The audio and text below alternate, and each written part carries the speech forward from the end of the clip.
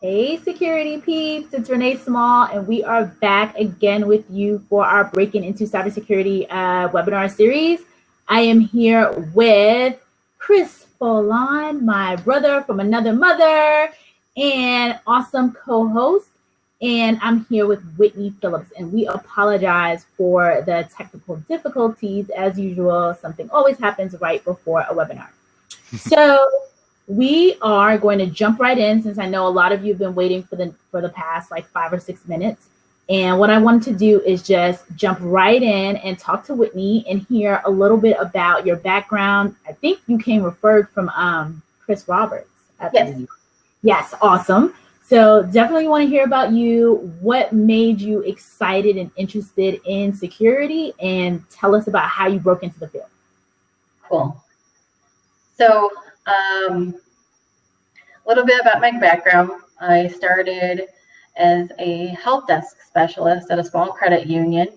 From there, I kind of learned that basic IT skills, and not only basic IT skills, I also learned some like basic corporate skills that you might not learn working in a sandwich shop or anything. So it was a really good first introductory job. From there, I moved to a network admin position. This one was kind of a jack of all trades. So I do anything from like desktop support to account administration. And then I started also picking up that those little small security type focused roles there too. So I would pick up like proxy work or learn how to work on a proxy or learn antivirus from there, but I didn't have an actual title at that point. Mm-hmm. What about cybersecurity made you want to be interested in becoming part of the community or going down that path? So when I started doing cybersecurity, it was, I don't want to downplay, there was a choice for my bachelor's, so I could go into cybersecurity as my bachelor's. So I picked that, and then once I started getting into the classes, and I think the ethical hacking class was one that was like, wow, this stuff's really cool. That started getting me into security more, or liking it more. But it wasn't really until I went to my first security conference in Grand Rapids, GERCON. It was really when I was like, okay, this is the place to be. This is the job I should be in. Because once you go to a security conference, you get that connection and that kind of like family vibe, especially the one in Grand Rapids, GERCON. It's smaller, it's big but small, and you're not alone there. You make so many new friends and connections. So that is pretty awesome. I heard about GERCON, and I have to make sure I get there at some point. Mm-hmm. So tell me, we typically do a lot of talking to folks. Both Chris and I have mentored and coached and talked to a lot of people trying to break into the industry, and we always talk about the conferences. So tell us, dig in a little bit more. Like, tell us what it was about the conference. I know you talked about the camaraderie, the family-like feel. You know, what did you learn, and what would you tell people to do? You know, would you encourage more people who want to break into the field to go to conferences like this? Yeah. So my first conference that when I went to at GERCON, I was a help desk specialist. So no security title at all. Went in there by myself. Didn't have any like extra people come with me. But if you go to the conferences, you've got all these different varieties of security. So you'll watch somebody hack into a phone, or maybe it's just a theory-based talk on how do we get more users to respond better to social engineering attempts. So there's a lot of different fields, and you can kind of get that feel for, this is cool. I think I want to try going into this part of security, or I like this more risk-based part of security, because you'll have different talks to go to, and you can get that glimpse into what the different fields of security are. Plus, you've got all the vendor areas. where you can see who your next employer might be. That's where I stocked out all the different vendor areas. I'm like, okay, I can apply here. I'll see what they're hiring, get on their job boards and see what their job descriptions are like, what they're looking for. And I think, yeah, going to conferences is definitely important. There's other conferences like GERCON, but there's B-sides as well. Oh, yes. B-sides. And then is that where you met one of your mentors, Chris Roberts? I met him at GERCON. He did a talk for, my first talk I saw with him was by train, or by air, by land, by sea, and it was hacking all the different types of vehicles, whether it be a plane or a boat or a car. So, but I have been to B-Side Chicago. That's a really good one to go to. That's also that smaller atmosphere where you might be sitting right next to a speaker and you don't know it, and you can network really well there. That's pretty awesome. So I'll go down the list in terms of going to school. So you're the help desk analyst, you're growing in your career. Tell us about the education that you received. What did you do like in parallel? It seems like you were always working. So right. So prior to getting my help desk position, I had just finished my associates in computer networking. Mm-hmm. So that was more of your like router switches, Linux security, Windows security. And then I got my help desk position and I moved into a bachelor's of information security. So that's more of like securing Windows platforms, securing Linux, ethical hacking. And there was I think there was even like a risk class, report writing, as you definitely need that when you're in security. Mm-hmm. But I finished my bachelor's while I was doing my network admin position. And then from there, once I got my bachelor's done, I moved on to getting my Security Plus, and that was all self-study. So I got a book, got online, got the CompTIA Security Plus book. I went through, studied, did the test questions over and over again until I was ready to take that test. So I feel like that that cert, I know people sometimes downplay it, but I feel like once I had that cert, it was kind of like the check mark on the HR where they say, okay, she's got a cert, and we're ready to look at her, give her another look for a job. Wow. Yeah, I think in addition to the check mark for HR that I know Renee tends to see a lot of, being a hiring manager, I see it as, okay, they've taken the time, the dedication to at least get a certain level of knowledge, and then to go from there. Were there any other areas that you would recommend for continuous education or continuous learning that you've come across that you might find helpful to those trying to break into cybersecurity? Yeah, so I had just started working in application security. So I used to be security operations, and that's completely two different fields.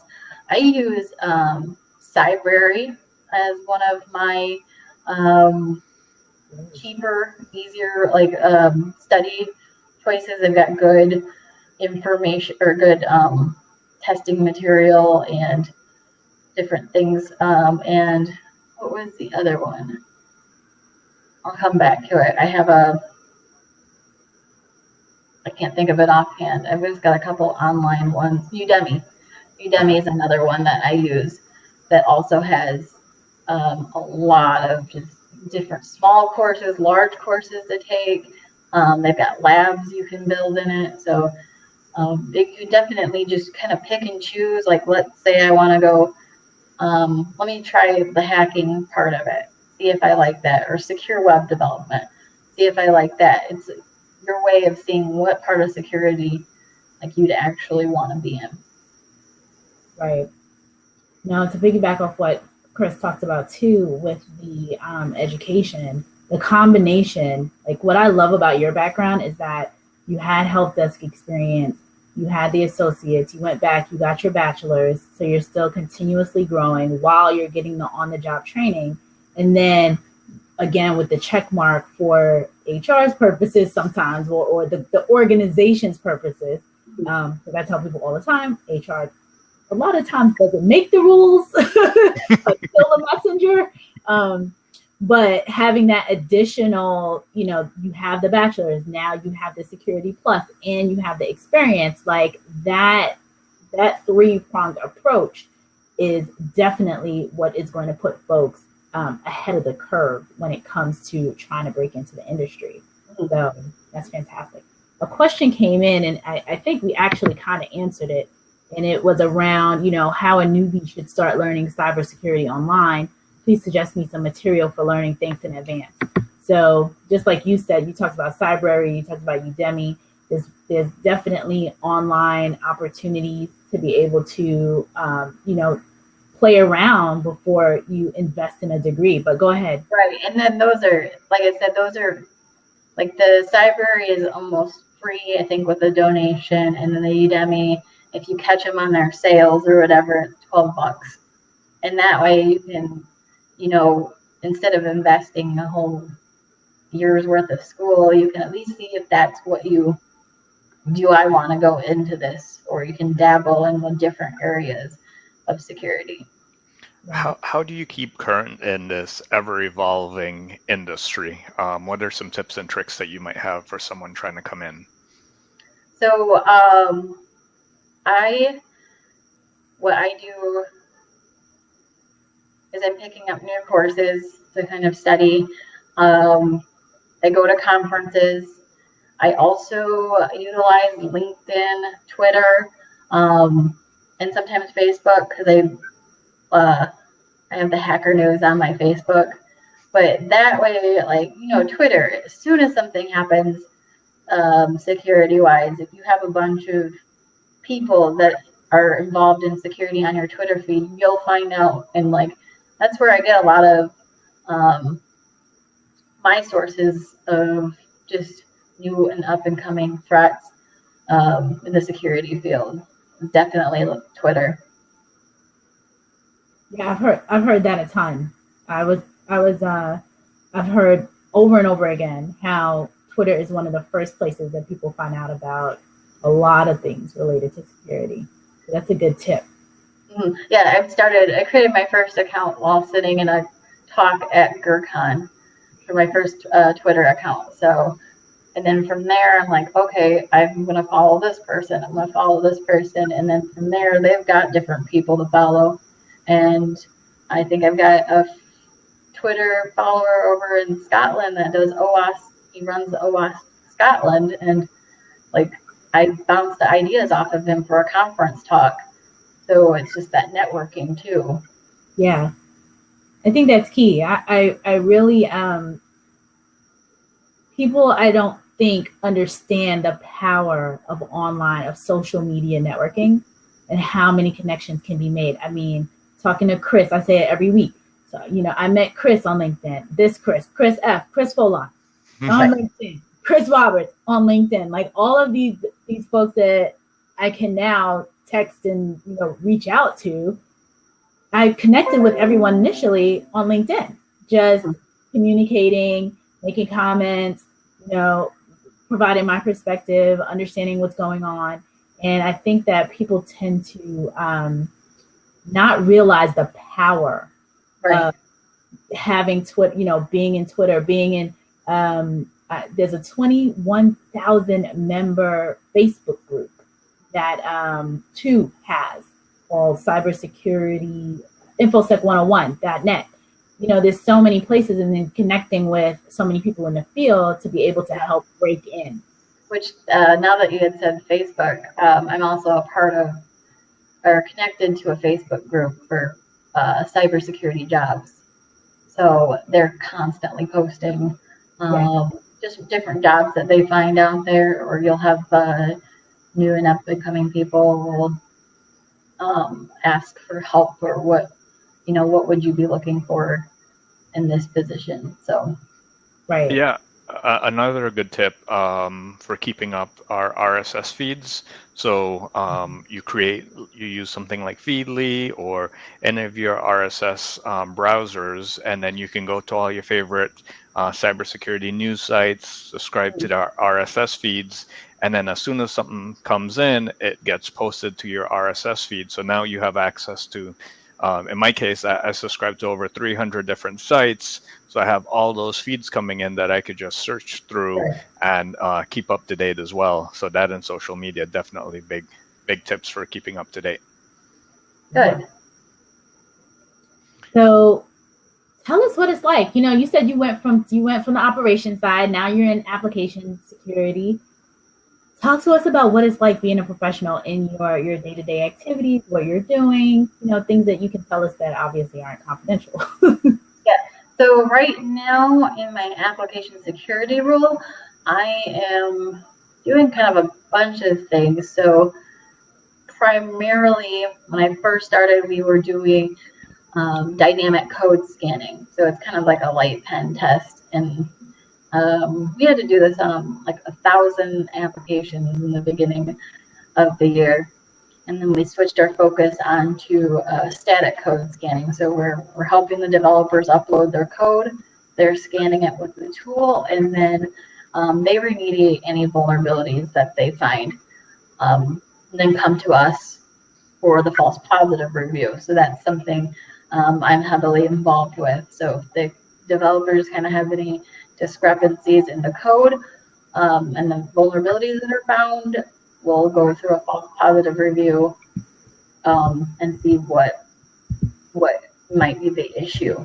I also am involved with a open source scanning project. So I learned very quickly that you can have code or that the developers do develop with open source, and we want to know if that open source is vulnerable. Because we may not be able to fix it, but we still want to keep track of we've got a vulnerable open source code in our web applications. It sounds like you're in a DevOps style environment. Yes. How do you like the transition to that DevOps style environment from how security might have traditionally been in the past? It's different. It's very I like it. It's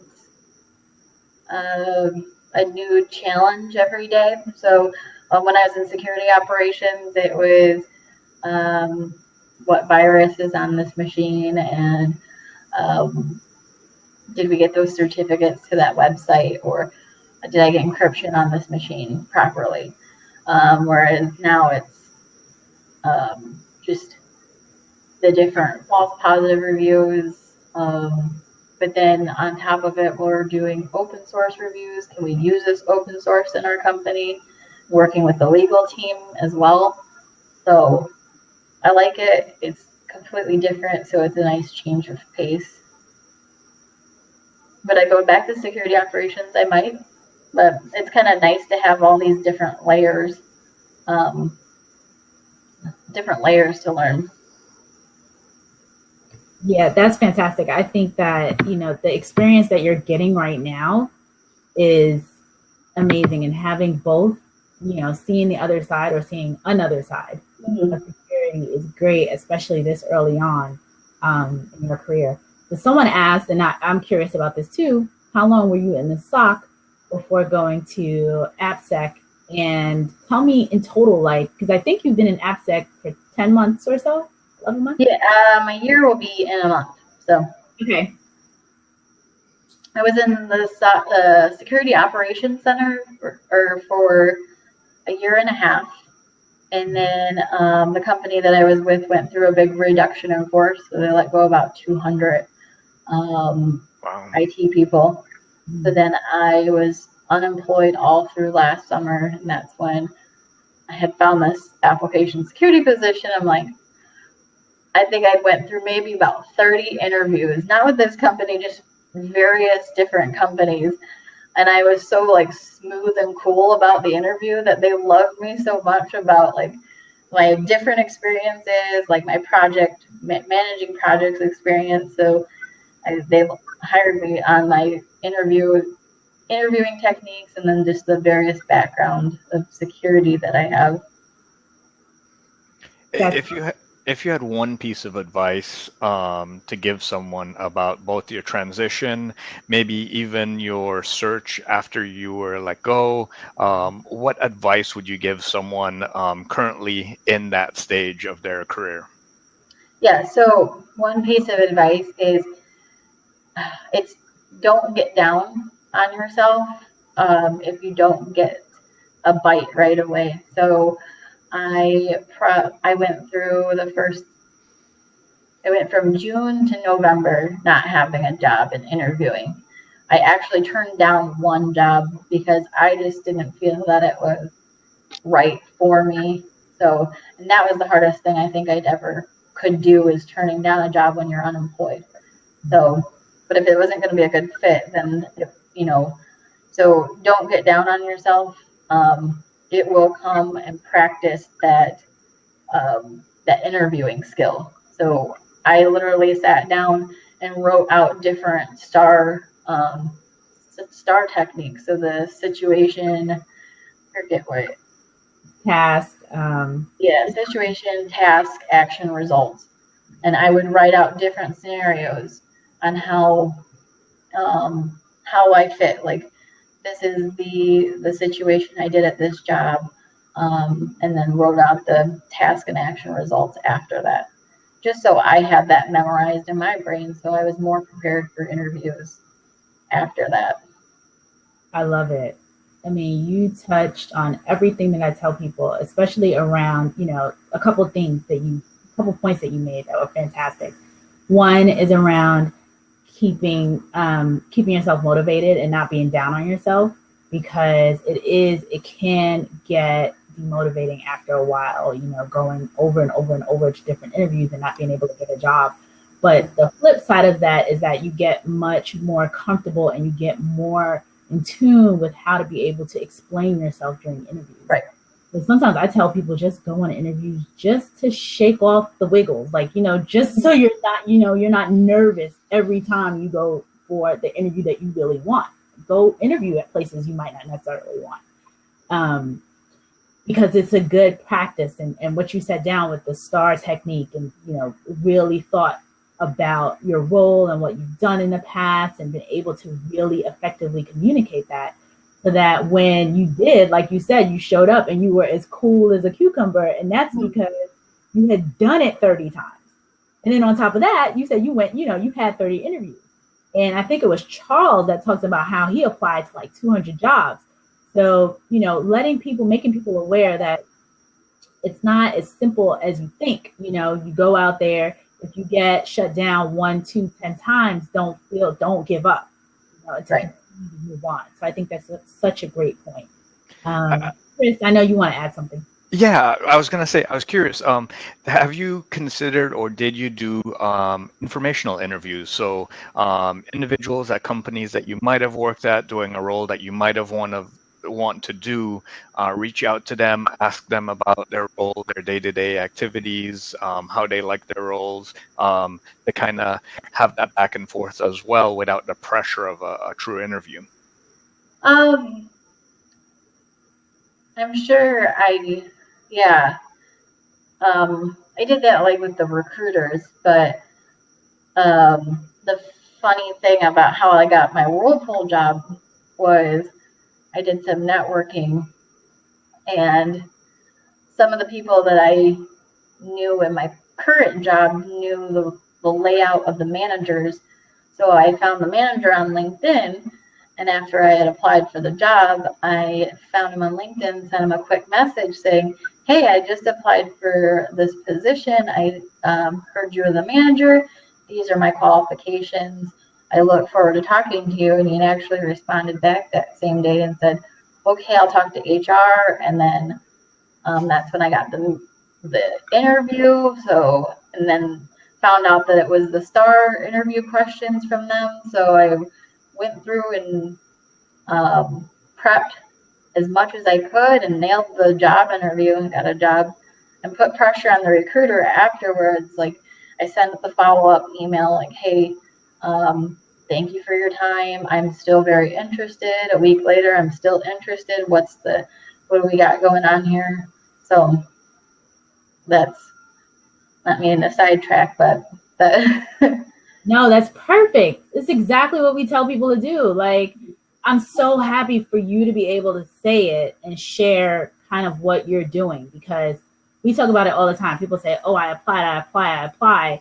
And it's a multi-pronged approach. You know, you were networking, you were out going to conferences, you were interacting with people through social media, and you were applying, and you were doing follow-up, and you were reaching out to the leaders who can actually make the decision.